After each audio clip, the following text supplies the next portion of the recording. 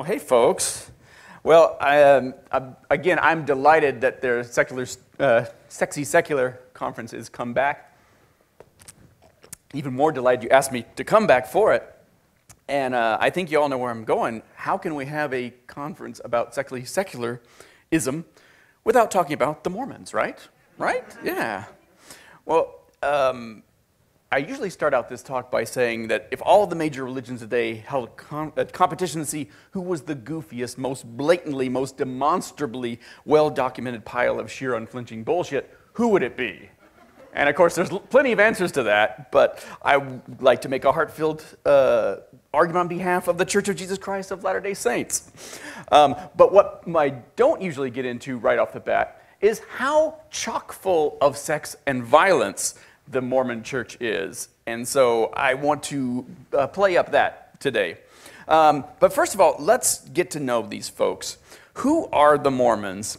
Well, Mormons, or the Church of Jesus Christ of Latter-day Saints, reports a worldwide membership of over 13 million, with over 16,000 churches organized into over 27,000 wards and branches, and every year over 50,000 Mormon missionaries are active across 162 countries, distributing church materials translated into over 93 languages. It claims to be the fourth largest religion in the United States and the sixth largest Christian denomination internationally, which is funny since other Christian denominations don't consider them Christian at all. And now, although the Mormon Church doesn't disclose its finances, it's widely recognized as the wealthiest church per capita in America, with an estimated church assets of at least 30 billion, billion with a B, and probably much more. Its financial growth is fueled by what they call sacred taxation, what we know as tithing. And to be in good standing, all Mormons have to give 10% of their gross, not their net income, but their gross income to the church. And as late as the mid-1990s, annual tithing revenue was estimated between 4.25 and 5.3 billion, billion with a B. The church also manages a large amount of commercial investments, and from that they earn an estimated $600 million annually. And incidentally, the church's religious buildings and property are considered expenses, not sources of revenue. And of course, like most religions, it claims to be the fastest growing religious sect in the world. Okay, well, briefly, where did this multi-billion-dollar tax-exempt international corporation come from? Well, here's the thing. Never in American history has so much religious mania been packed into a single time and place as central New York, or rather western New York, during the 1820s to the 1840s. The region became known as the Burned-Over District in honor of the way it was repeatedly overrun by one religious craze after another. And out of this completely foobar tumult of religious mania came this guy, Joseph Smith. Now, in March 1826, a court in Bainbridge, New York, convicted 21-year-old Joseph Smith of being a disorderly person and an imposter. Smith admitted at his trial to defrauding citizens by claiming to be a glass looker and organizing gold-digging expeditions, and also being able to possess dark or necromantic powers, namely being able to use a magic seer stone to find hidden treasure or lost property, which was, incidentally enough, not uncommon practice at the time. Now, for decades, Mormon scholars denied the existence of this court trial, and then in 1971, the original 1826 court record was discovered in the basement of the county jail in Norwich, New York.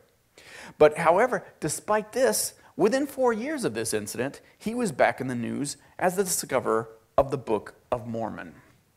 Well, okay, young Joseph was a very charismatic kid. He had a lively imagination, and despite a limited education and pretty bad grammar, he had a powerful voice, and he could transfix listeners with his conviction. Around the Smith family home, there were 8 Indian burial mound sites, and when they were ransacked, they contained not merely bones, but also quite advanced artifacts of stone, of copper, and beaten silver. Now, 2 equally stupid groups took an interest in them. The first was gold-digging treasure seekers, and the second was religious crackpots who sought the lost tribes of Israel. Smith, luckily enough, was a member of both groups. Now, incidentally enough, Smith's mother said that as a youth, Young Joseph used to spin theories about the Mound Builder Indians and spending hours describing their ancient civilization as if he had spent his whole life amongst them. Well, to make a very long, complicated, and convoluted story, contradictory story, very short, one day, Joseph Smith announced that he had been visited 3 times by a white-skinned Native American angel named Moroni. The angel told him of a book written upon gold plates that were buried nearby in upstate New York. It explained the origins of the Indians as well as the truths of the Gospels.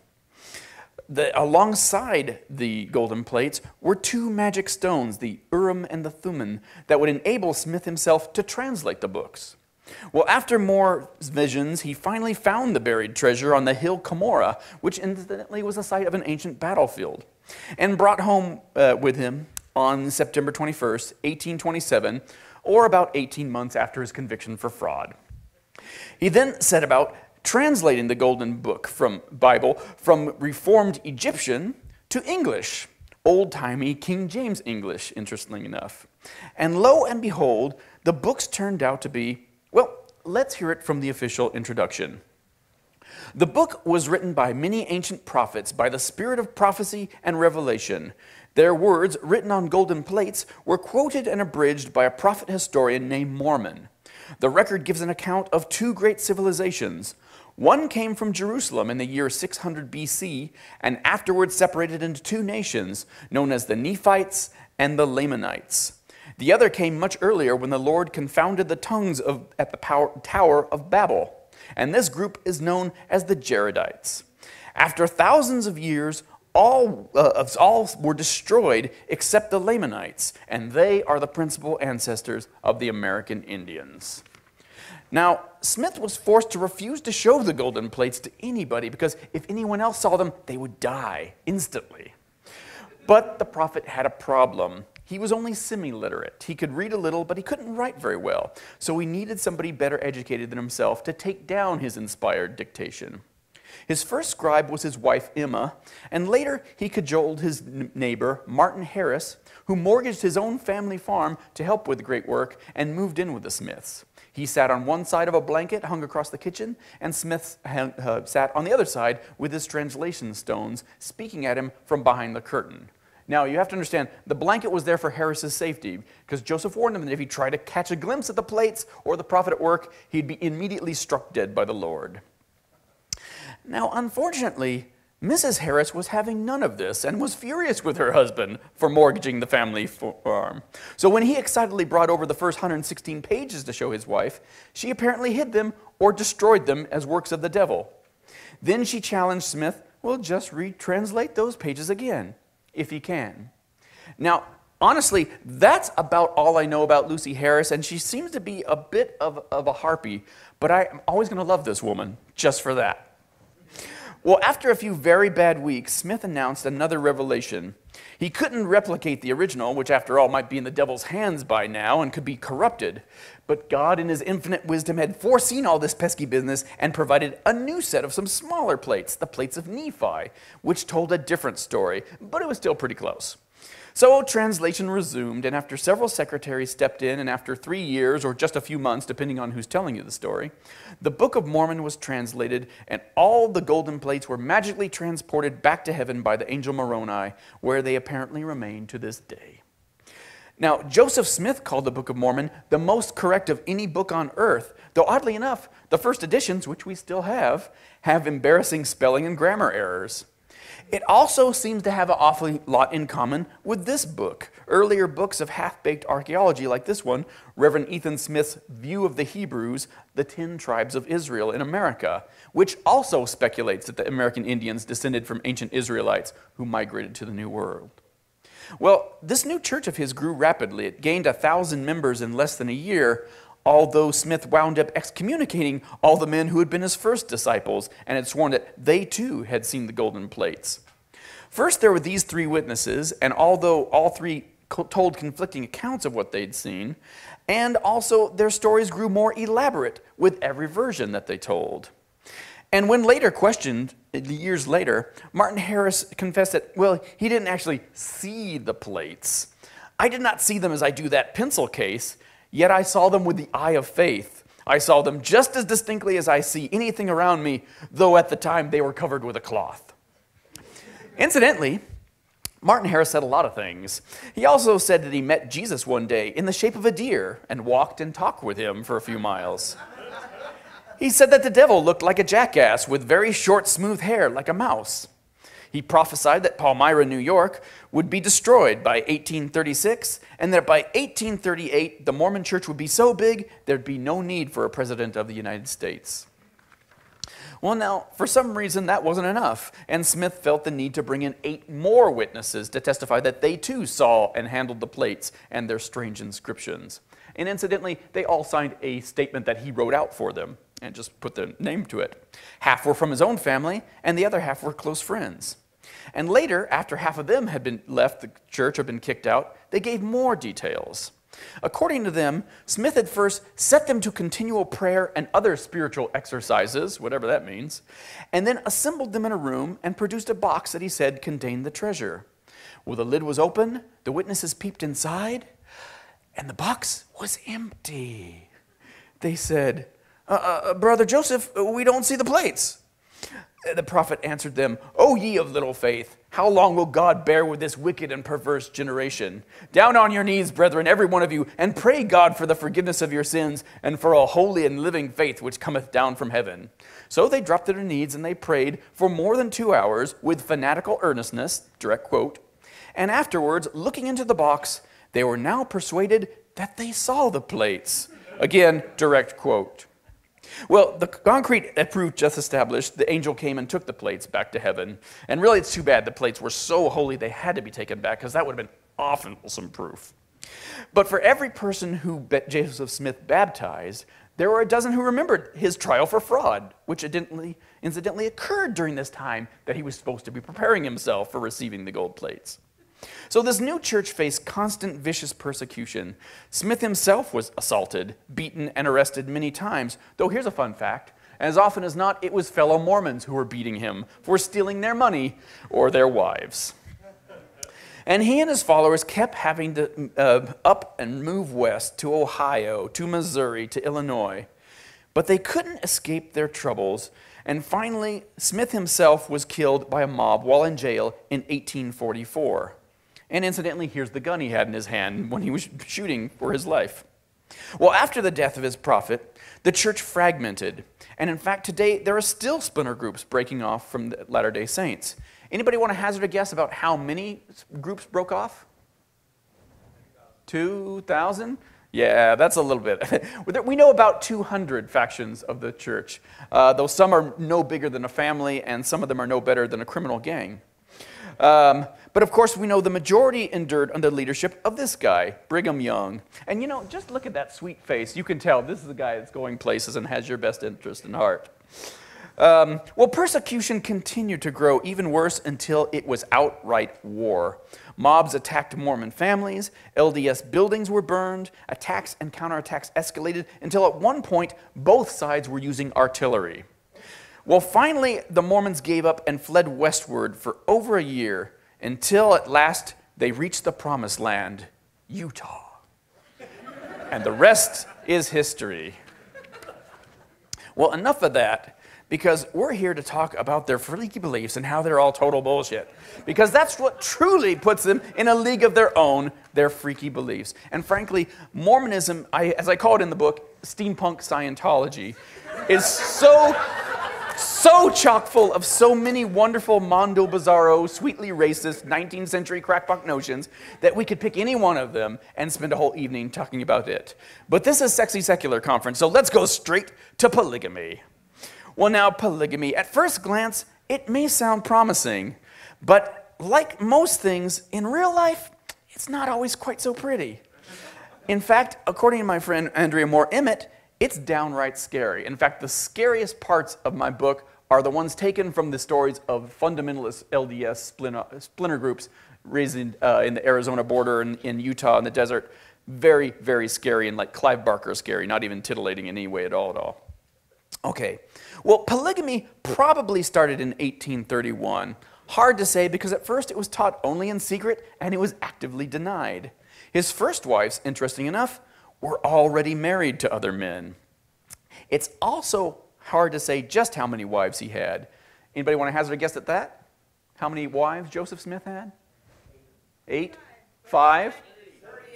38. It seems to be close to 50. Seems to be close to 50. And as soon as he was dead, dozens more jumped on board to wed him for eternity. We'll get into that. This woman here, Mary Elizabeth Rawlins Lightner, claimed that Smith secretly told her in 1831, when she was 12, that God had chosen her to be the first woman that God commanded him to take as a plural wife. Well, it turns out she wasn't the first, but she did become Smith's 9th wife when she reached the age of 23 and was married to somebody else. Well, rumors of Mormon polygamy began to become public, enough to be denied in Mormon publications and scriptures until 1843, when one day Smith had a divine revelation. And by the way, like Muhammad, Smith received incredibly convenient divine revelations at short notice, especially, also like Muhammad, peace be unto him, when he met a new girl and wanted to take her as another wife. After Joseph presented this new revelation to his wife Emma, she did not believe a word of it and appeared very rebellious, even though it mentions her by name repeatedly. According to the revelation, still proudly reprinted in every edition of Doctrines and Covenants, Doctrine 132, Christ didn't make it optional. He commanded the practice of polygamy as a new and everlasting covenant and declared that anyone who rejects the new practice will suffer damnation and will not be permitted to enter into my glory. Jesus also told him that the first wife's consent should be sought out before a man sought to marry another wife, but if she did not consent to the plural marriage, Christ would destroy the first wife and the husband would be exempt from asking his wife's consent in the future. Well, by the way, official polygamy lasted until 1890 when the church was literally forced to make this change as a condition of statehood for Utah. So, surprise, guess what? A new revelation reversed the new and everlasting covenant. But don't worry, in the afterlife, men are still allowed to get more wives. All right, what's the other kinky, titillating thing we can talk about Mormons? Yeah, baby, underwear. Originally, the sacred symbols that appear on the Mormon underwear were cut into the garment, a garment with a knife so deep it would leave a scar, until there were way too many protests from the Mormon women. It's interesting, even today, Mormon urban folklore abounds about the magical powers of the Mormon underwear. They don't like when you call it Mormon underwear, magic Mormon underwear, by the way. They prefer to call it temple garments. But there are stories after stories of missionaries on their mission being saved by, stray Medellin drug cartel gun battles, or being on the head of the Marriott chain says that he was on a boat that caught fire and burned everywhere except right up to where his underwear was, Stories like this all the time. Also, it prevents you from temptation, and many's the story of a guy who was about to give in to temptation when he took off his underwear, and that ended things. And you know what? I believe those stories. I believe those stories are true. Okay. There's also some fun things that are less fun. Racist dogma. Blacks were not allowed into the priesthood until 1978, which means no black men could get into heaven at all until 1978, until the church finally bowed to pressure from the Civil Rights Act. When President and Prophet Spencer Kimball had a divine revelation that all worthy male members of the church were now eligible for priesthood and temple blessings. Why couldn't they become priests before then? Well, it's not their fault, it's God's fault. Because African Americans were cursed with black skin when they were pre-existent spirit children in heaven before they were born. But don't take my word for it. Take chodes like these guys who say that there's a reason why one man's born black with other disadvantages and another is born white with great advantages. Or this guy who says, Negroes are not equal to other races, but this inequality is not of man's doing, it's the Lord's doing. And incidentally, this guy, Bruce McConkie, as soon as that dogma was changed by divine revelation, literally said, forget everything I've ever said against that in the past. That's almost a word-for-word quote. And in the old days, it wasn't even just blacks. Joseph Smith himself prophesied that the red man, in just a few generations, would become white, delightsome, and just, and encourage his followers to take Indian wives to encourage that process. And women are still out of luck, or maybe I should say that they're still free to enjoy their privileged role as wife in the Mormon church, and of course, as mother. But here's another freaky belief. This kicks it up a notch. Mormonism is so awesome, it has not one, not two, but 3 heavens. And here's how you get there. It's really quite simple, as you can see. The telestial kingdom is the first one. It's more of an upscale hell or a downscale heaven, depending on how you want to look at it. And most of us will be going there. The terrestrial kingdom there in the middle is a nicer heaven, but it's not as nice as Mormon heaven. And it's all for the good people who do go to church, but they went to the wrong church. But if, as you can see on the freeway there, if you are a Mormon and you do everything exactly right and don't do everything wrong, you can make it to the celestial kingdom. And there's 3 levels of that. It's all very Dungeons and Dragons, you see. If you can make it to super Mormonism, you get to the top-notch heaven, and there's you can spend your days with Joseph Smith and Jesus, and it's just totally, truly awesome. Now, how do you do that? Well, it's like this. Eternal progression. According to Mormonism, God is an exalted man. They say, as man is, God once was, and as God is, man may become. And here's, of course, is a simple chart to let you know how that works. So, as you can see in the middle there floating around is Earth, it's you. Once you go, you can go up to 3rd heaven, and you'll be there with your spirit children, and you can go to planet Kolob, where God exists, with Jesus and his spirit children. Eventually, you'll go to your own Kolob-like planet, where you'll have spirit children, and you can start your own world, and then go on and so forth and so forth and so forth. So where it is. So there's that. What other things do they've got? Okay, here's where the violence part of the sex and violence. Why does Utah still execute people by firing squad? Why is Utah the only state that gave condemned criminals the opportunity to be beheaded if they wanted to? It's because of a doctrine that sin cannot be forgiven without the shedding of blood. So where did that crazy notion come from? Oh yeah, the New Testament, which Paul says repeatedly. Of course, of course. Oh, what else have they got? Baptism for the dead. Okay, now what about all those people who died before Joseph Smith started Mormonism? No problem. That's why they have assembled a gigantic genealogical database in this huge underground repository in Utah. And they've been busy filling it with the names of all people whose births, marriages, and death have been tabulated since records began. And every week at certain ceremonies in Mormon temples, Mormons are given a certain quota of names of the departed to pray into their church so that they can become Mormon. The American Jewish Committee became incensed when it was discovered that the Mormons had acquired the German records of the Nazi final solution and were industrially baptizing all the murdered Jews of World War II. As Christopher Hitchens put it, if it weren't meaningly nonsense, it might be offensive. And, oh, by the way, speaking of offensive, Adolf Hitler's also been baptized for the dead. So see you all in heaven, everybody. Oh, what else have we got here? Temple rituals. What's little known is that temple ritual is rife with Masonic costumes, symbols, and gestures freely stolen from the Masons. Now, how do they get away with that? Well, simple. They say, well, the Masons learned this from when they were building Solomon's temple, and we actually have the original non-corrupted gestures, secret handshakes, and grand poobah, ceremony things. What they don't know is that now we know Masonry started in about the 16th century and the 17th century, not ancient Solomon's temple. What else? Okay, now isn't it weird that the Boy Scouts have to believe in a god, and really any god, it doesn't even matter who it is, and they can't be gay, when Girl Scouts seem to be just fine without any of this bigotry at all? Well, part of the reason is it's because the LDS is a major sponsor of the Boy Scouts of America, and the other is the Catholic Church. So talk about strange bedfellows. Hey, anybody recognize this place?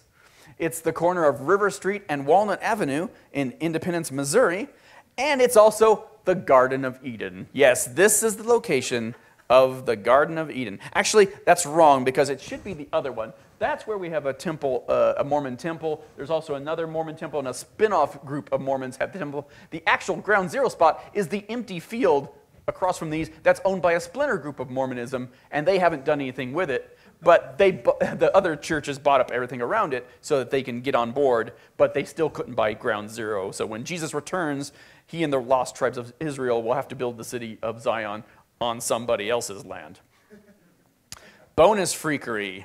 As if Twilight wasn't heinous enough already, UCLA film and religion professor Angela Elise did a point-by-point comparison of how Mormon beliefs and culture, influence, and imagery run deep throughout Twilight, right down to how much housekeeping heroine Bella is always doing. How about anybody here a big fan of Battlestar Galactica? Yeah? No? Not so much? Hey, I'm sorry, not the cool Battlestar Galactica. I mean the 1970s, not quite so cool, kind of cheesy Battlestar Galactica. Originally, this was pitched by its producer, Mormon Glenn Larson, as Bible Stories in Space. And that's why the names of like Commander Adama is Adam. That's why you've got the Cylons coming from Gomorrah, because he was trying to instill different biblical themes through there. Now here's a great opportunity of missed television, because the three Nephites, in America, as we all know, when Jesus came there after his crucifixion, he chose 12 more apostles, 3 of whom are immortal and still alive today, going from town to town in secret, helping Mormons with their superpowers. Now, how awesome of a TV show would that be? Bad opportunity. Bad opportunity. Right? Right? Yeah, exactly. Da-da-da, and like Kwai Chang Caine going there, except there's 3 of them, and they're Mormon. All right. Anybody recognize who this is? Bigfoot. No, it's not Bigfoot. It's not Bigfoot. This is Adam and Eve's son Cain, who is still alive and wanders the earth wearing no clothing but being covered by hair. How do we know this? Because Mormon apostle David W. Patton encountered him once. And this is one of those things that when I made this presentation a couple years ago, I couldn't resist putting this story in, but in my heart of hearts, it's like, oh, okay, I'm sure they don't really believe that. Mormons have come to me and said, yeah, my grandpa used to tell me that story. Yeah, it's like, it's completely true. All right. Well, here's where pedal really hits the metal. And I suspect I don't have to spend too much time arguing that Mormon archaeology is an oxymoron. But just in case there's any doubt, here's just a few of the chains of evidence that prove it. For instance, DNA and linguistics, both of which show that Native Americans came from Asia, not from Israel. Botany and zoology, neither of which Joseph Smith managed to get right. Metallurgy. Smith has steel swords showing up in Native America more than a millennium before ironworking was invented. And he has textiles like silk showing up 1,200 years too early, since silk was a trade secret in China until the 6th century. Numismatics. Here's an interesting thing. In the Book of Mormon, the prophet Alma suddenly interrupts his story to explain to his readers how their own money system works in the past tense. So who is he really talking to? Well, let's read it real fast. A cinnum of silver was equal to a senine of gold, and either for a measure of barley, either for a measure of any kind of grain, and the amount of a seon of gold was twice the value of a senine, and a shum of gold was twice the value of a seon, and a limna of gold was the value of them all. You know what? I really shouldn't do this. Let's just show some pictures of them. Oh, there are no pictures of them because Native Americans didn't have coins at all. They used all kinds of things for money, not coins. But that didn't stop Smith from inventing oodles of Nephite money like an 8th grade dungeon master, none of which have ever been discovered. And then, of course, there's archaeology, history, sociology, anthropology. We might as well get all this out of the way in one fell swoop. Let's just say that archaeology has totally failed to back up LDS history. The traditional view of it was that the Book of Mormon describes there's a northern land and a southern land joined by a narrow strip of land. And that was, and of course, since Smith spent his entire career walking around North America saying, oh, look, here's the Garden of Eden. Oh, look, yeah, Adam built that. Oh, look here. You know, we always assumed that Hill Cumorah was the sign of the battlefield and South America was the southern land. Until Mormon archaeologists in the 20s and 30s and 40s kept going down there and finding no traces of anything remotely like what the Book of Mormon said. So the new plan came out that it must have been the Aztecs and the Mayas. Those must have been the Book of Mormon civilizations. And yeah, that works fine if you turn the map completely sideways and turn the east-west into north-south. In fact, as Mayan archaeologist and expert Michael Coe says, there's not a whit of evidence that the Nephites, Lamanites, Jaredites et al. Ever existed. The whole enterprise is complete rot, root and branch. It's so racist it hurts. It fits right into the 19th century American idea that only a white man could have built cities and temples, and that American Indians didn't have the brains or the wherewithal to create their own civilization. All right. Here's where it gets really fun and really sexy violent and violent sexy. All right, the Mountain Meadows Massacre. And again, I have to say, this is such a quick and dirty introduction to this. There's so much more in the book to tell you about. And at the end of the book, I said, the book's not done, I just had to stop it, or else we would have an encyclopedia. So there's plenty more to be reading about, but let's touch on some of the things. Interesting enough, on 9/11, 1857, a local Mormon militia disguised itself as Paiute Indians and attacked a wagon train of Arkansas immigrants passing through Mountain Meadows, Utah territory. The train had the bad luck of traveling during a Mormon rebellion, but the motives for the attacks are disputed. What's not disputed is that the immigrants fought back. A siege ensued, and when the Mormons discovered they'd been identified by the immigrants, they induced them to surrender and to give up their weapons. They said they would help talk out the Paiute Indians who were out there to get them and get them through if they gave up their guns. So after escorting them out of their hasty fortifications, the militiamen and their tribesmen auxiliaries, if there were any, it may have been just all Mormons, they executed the unarmed immigrants. All of the party, about 120 men, women, and children, were killed, except for 17 children under the age of 8. The surviving children were distributed to the local Mormon families to raise, and many of the victims' possessions were auctioned off at the Cedar City LDS tithing office. Investigations interrupted by the Civil War resulted in 9 indictments in 1874, but only one, this guy, John D. Lee, Brigham Young's adopted son, was tried in a court of law, and after 2 trials, he was convicted, and on March 23rd, 1877, a firing squad executed Lee at the site of the massacre. Not too many ways to put a comedic spin on that. Just one thing I want to add is that that was all done, there's no doubt, by Brigham Young's own advice. Mormons try to deny that and say, oh, no. He actually, we have proof he had a letter, he actually sent specific instructions to them not to kill them. So historians say, oh, so he had to send specific instructions not to kill innocent travelers in the territory. It's a catch-22 for the Mormons that they haven't quite caught on to yet. Let me get some water, because I'm starting to lose my voice here. So much bullshit. But wait, we're cooking with gas now. Check this out. Smith and Brigham Young on science.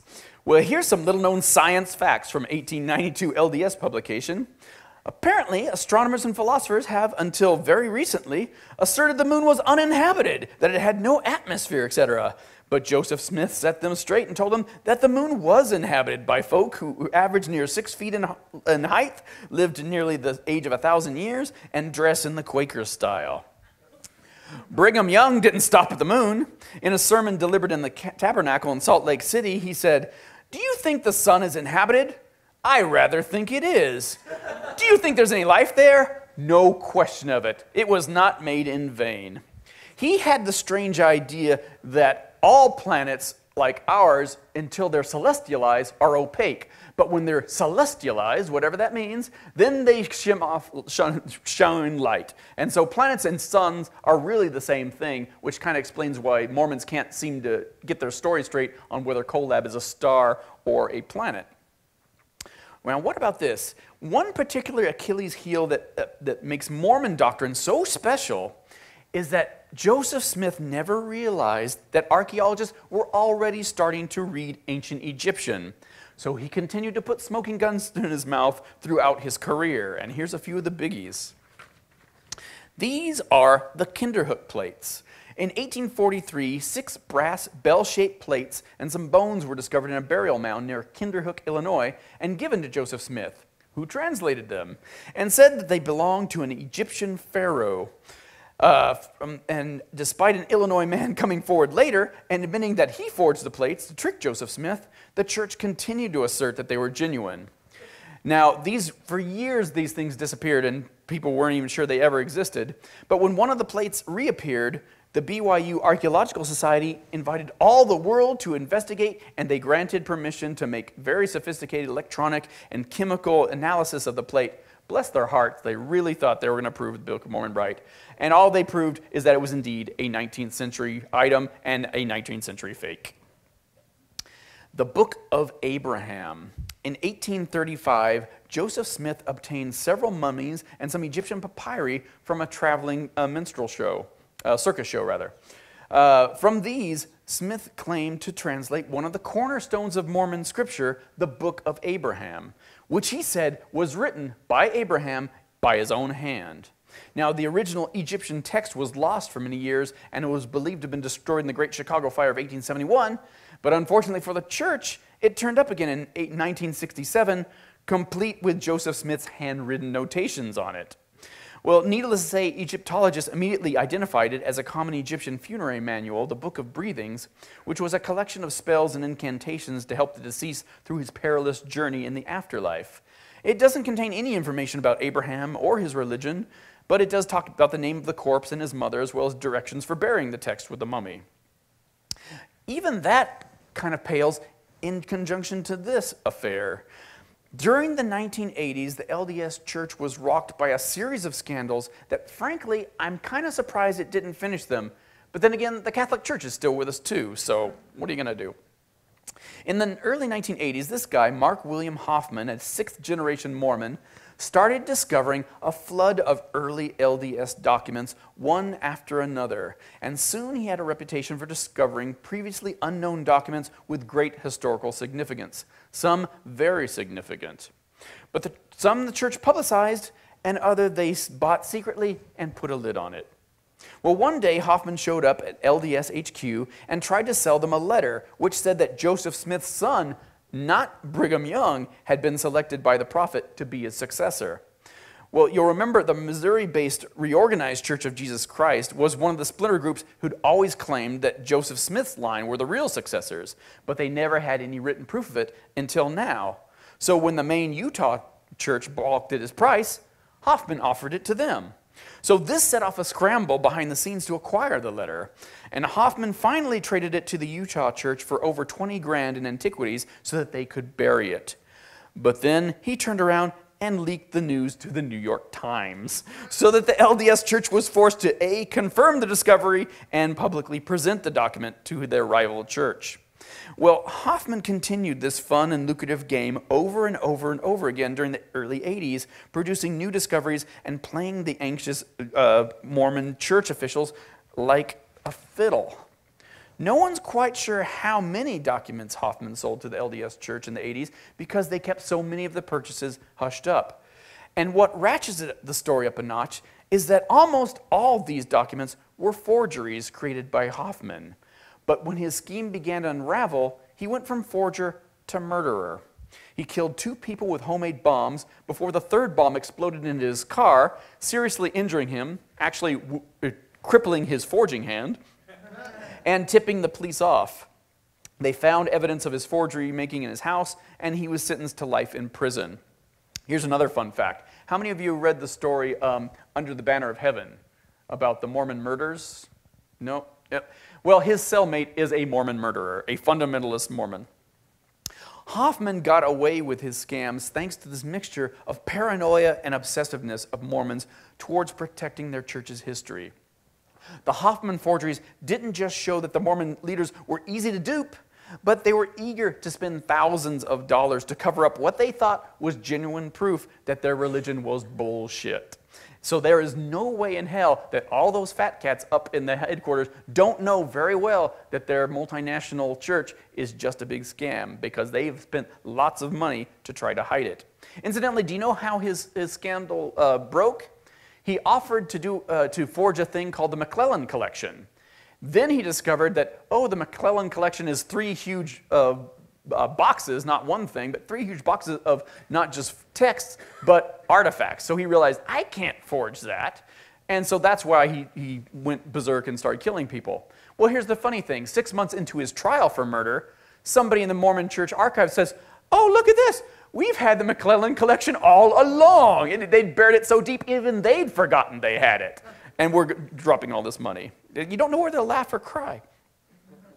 Well, finally, some good news about Mormonism. It's extremely possible that the Mormon Church has maxed out. At one time, it claimed to be adding 1 million members every 3 years, but nowadays, in the age of the internet and fact-checking, the rate of growth is primarily due to children being born into Mormon families. But here's the thing. According to a 2005 Salt Lake City Tribune article, the church's active church-going membership is only around 3 or 4 million, not 13 million that they like to tote, which means there are over twice as many almost 3 times as many ex-Mormons as there are active Mormons. And that is good news. Thanks very much.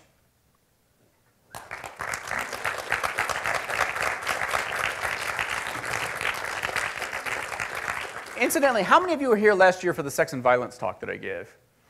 Yeah, this was much less sexy for that, and I apologize for that. That was a pretty freaking awesome talk. Any questions? I see one clear in the back. Yes. Hi, Hina.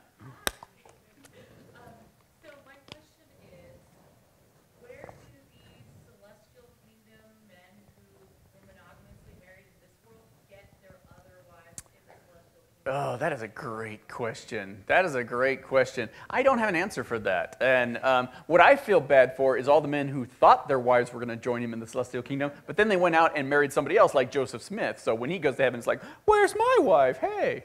And incidentally, do you know how wives get into the kingdom? Well, everybody who goes into the celestial kingdom has to do it by saying their secret name, their secret Mormon name. And when you get your magic underwear at the Mormon temple, they also give you a Mormon name. And usually it's a Bible-y sounding name like Mary or Martha. They're kind of lame, to be honest with you. And it turns out that everybody who goes to the temple on the same day gets the same name, one for boys and one for girls. But here's the cool thing. Here's where it really gets awesome. The women don't get to know their husband's secret name. He gets to know their name. You know why? It's because when he goes to heaven, he has to call them by name, or they can't get into heaven with him. Which means if they better please their husband well, because if he doesn't want to call them, or if he just forgets their name, they can't come in. It's fascinating. Tommy. The house that I grew up in and the house I'm currently living in, our neighbors are actually Mormon. Yeah. So I've been to a whole lot of Mormon weddings. Oh, fun. Not temple weddings, though, right? No. Yeah. Yeah. But I've actually had a chance to sit down with some of the pastors who officiated the weddings. Yeah. Asking them their opinions on polyamory because I'm a jerk like that. And what do they say? Generally, they say it's become a taboo in some of the smaller break-off sessions. And Yeah. I'm just wondering what Well- information you had on temple weddings. Yeah. Well, let me touch on the polyamory thing real fast, because that's where all those fundamentalist cults, those breakaway camps, they split on the issue of polygamy. Because, again, it was supposed to be eternal covenant. We're all get damned if we don't do it. And so the ones who are, even today, the Mormons who are really reading their Book of Mormon, they're still defecting to these groups. And again, there's a ton of them scattered in just the back of everywhere, up in Canada, down in Mexico. Mitt Romney's grandfather was one of the ones that fled off to Mexico to do that. Incidentally, quick question. Are there any former Mormons here? Any Formans in the audience? Yeah. No. Oh, wow. That's rare. Usually there's at least 1 or 2 in there. Oh, nice. Yes? It's actually going back over something that I wasn't sure if I heard correctly. Sure. The magic underwear. The magic underwear. You said they take a knife and carve in. In the old days, when they first did it, there's these sacred symbols, and it turns out the symbol of the compass and the level, I think it is. But they're Masonic symbols. And you still have them today, and they're what make the magic underwear magic. And if your underwear gets old and ratty, you still have to cut out the magic symbols, and there's a special ritual you have to do to get rid of your old underwear. And yeah, in the old days, they would cut it into a knife until too many women complained about that, and they stopped doing that. You're saying they did it while they were wearing it? While they were wearing them, yeesh. So it would leave a scar. Because Mormonism, if nothing else, they have always held a high bar of admission into their little church. That's the great thing about churches. All religions, apparently, sociologists have discovered that if you don't have some outside persecution, your early religions don't tend to have the cohesiveness to stick together. If they get persecuted from outside, it helps bind them together. And man, they got persecuted, and man, they got bound together. Another thing is, and you see this like with Islam and other religions, when you raise the bar super high, how many of you have seen, what's the name of the ceremony where they're walking through the streets and they're cutting themselves with razors or slashing themselves? Oh, that's on the day of Ashura. Ashura, thanks very much. Yeah. It's nasty ass. It is like, Hindu level freakiness. Only Shiites do that. Yeah, that'd be crazy. Sunnis don't do that. Yeah. That's them. They're not real Muslims. Yeah, they're the Shiites. But yeah, why do they do this? Because if you raise the bar super high, you have to really be devoted to your religion to do this crazy stuff. So you're doubling down. It kind of dovetails with the question of the Mormon missionaries. Mormon missionaries have an incredible success rate. They get exactly who they're going after. And who they're going after are the missionaries. Because when all the Baptist kids are going to college and experimenting with drugs and sex, all the Mormon kids are babysitting and mowing the lawn so they can afford to pay for 2 years on their own dime of being a missionary in some godforsaken place for 2 years. And they stay in the church because of that. Yeah. Does the Mormon Church gather a lot of funds to pay towards BYU? Does the Mormon Church gather a lot of funds to pay for BYU? It gathers a ton of funds. Where that money goes, we don't have a lot of information on that. For some reason, they're not forthcoming about what they do with their money, except when it's helping disaster relief. They're big fans of bragging about that. I have a friend that went to college, and he was trying to consider going to a different college. Yeah. But due to his religion, he just couldn't turn down the opportunity of To go to BYU. $400 a year or something. $400 a year. Yeah. It's got to be pretty well. Yeah. They don't even have an option because it's so damn cheap. Right. Well, again, Mormons like it best when you're in the Mormon world and everything around you is Mormon. If you go to Provo, one of the things that cracked me up is they talk about Salt Lake City like it's the big evil city because it's only 3/4 Mormon there. Yeah. Any other? Oh yeah, right here. Is Mormonism the religion that has, I've heard, like a self-policing, like ethics committees, and they kind of... There is a thing, I forget, it has some really Orwellian name, like the Correlation Committee, I think it's called, where it makes sure that everybody's teaching the same Sunday school lessons and everything is in line and in order, and we're all one big happy family. There's a reason that the state emblem of Utah is a beehive. It's because they don't think that's ironic at all. Yeah. Yes. Why was Mitt Romney sort of given a free hand when he ran for president without his religion? Being a factor. Why was Mitt Romney given a free ride? Why didn't they focus on his religion? Well, Especially because of the weirdness of it. And especially, it seemed like to be a contract with the fundamentalists. Don't bring it up. right, yeah. Here's the thing. There were lots of people who did call into both Huntsman and Romney's, but the ones who didn't, which shocked me the most, was Billy Graham, who not only supported a white Mormon over a black Christian, but took Mormonism off their website's list of cults, which is like, wow, you did that? I mean, for all his flaws, I always at least thought that Billy Graham was sincere in his crazy whack-jobbed, Southern Baptistness. But that's so blatant. I mean, as an ex-Southern Baptist, you don't do that. Mormonism is not Christianity, and the fact he was willing to do that just shows what a big whore he is, that old crackpot. Yeah. My favorite part about Mitt Romney running for president is that ever so often you could see his magic underwear through the shirt. If he wore a white shirt, it was like, oh, this is awesome. Yeah. And then there's the thought of 2 of our presidential nominee candidates wear magic underwear, and believe it will protect them from harm. That was a sobering thought, that these guys should never be anywhere near the presidency. Yeah. Yeah, Tommy. Is there kind of an intersection anywhere between Mormonism and like young Earth creationism? Young Earth creationism. I'm trying to remember what their stand on that, because I think they do accept evolution. It's the rapture they don't accept. They're not real big on that. That's more of an evangelical Protestant thing. Yeah. Any other questions? And again, there's so much more in the book. And this was just the quick and dirty tip of the iceberg. So much more sex, so much more violence. I would love somebody on cable to do like a mini series of the early Mormon church. It would be awesome. I've heard from some Mormons that they consider God a physical rather than a supernatural being. Absolutely.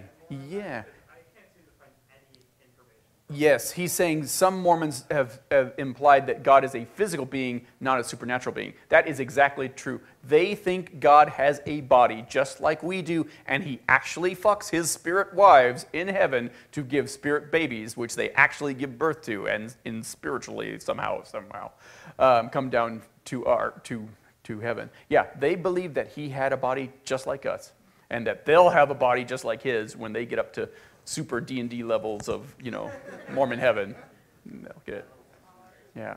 And how that works with them, the spirit, not spirit. I mean, it's very clunky and weird and 19th century. All their things just have that thumbprint of, this was clearly written by, racist white guys in the early 1800s because their ideas are so clunky.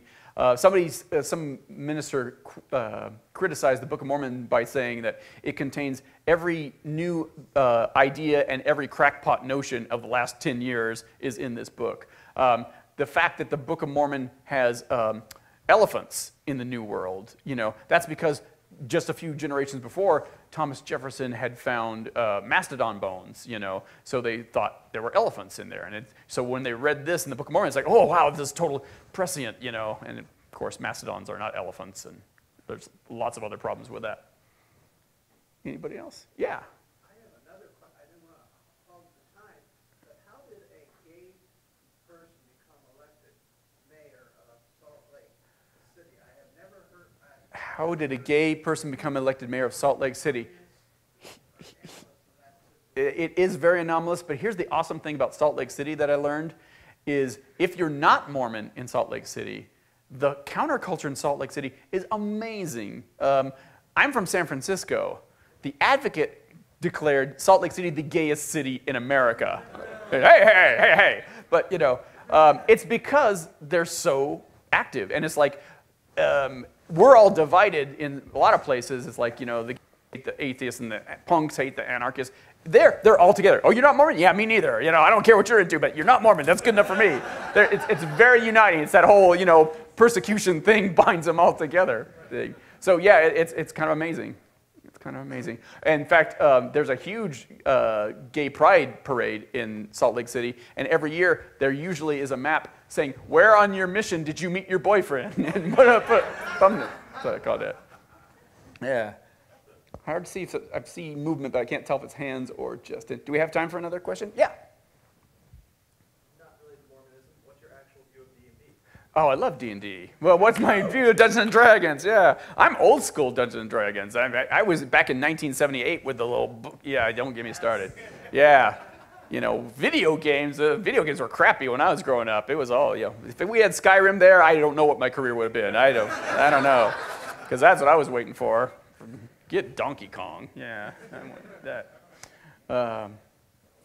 I feel like I should put a plug for my books out front. I've got the Mormon book, of course. I've also got my book Nailed. If you guys aren't familiar with that, that's what I'm most known for, in that I'm famous at all, making the argument that Jesus didn't exist at all, and I don't mean that any hyperbole. I really, really don't think he existed at all. And the book I'm working on now is called Jesus, Mything in Action, where I take on all the arguments I hear from atheists who try to tell me, oh, no, that's crazy crackpot notion. Of course there was a Jesus. And it's like, no, there really, really wasn't. And I argue that. Somebody mentioned, I think it was our introductors, who said there's a guy named Kilt Kilpatrick. And I do like Kilt Kilpatrick's books. He writes science fiction, cyberpunk, all these things, genre/erotica.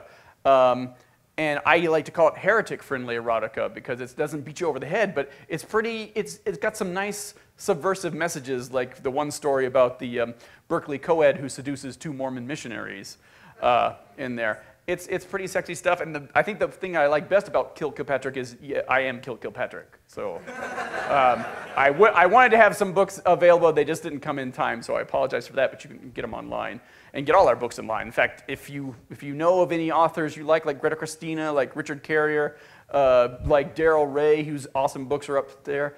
The best way you can support them is by buying their books. And the second best way is to go online and leave a review or tell your friends about how awesome their books are.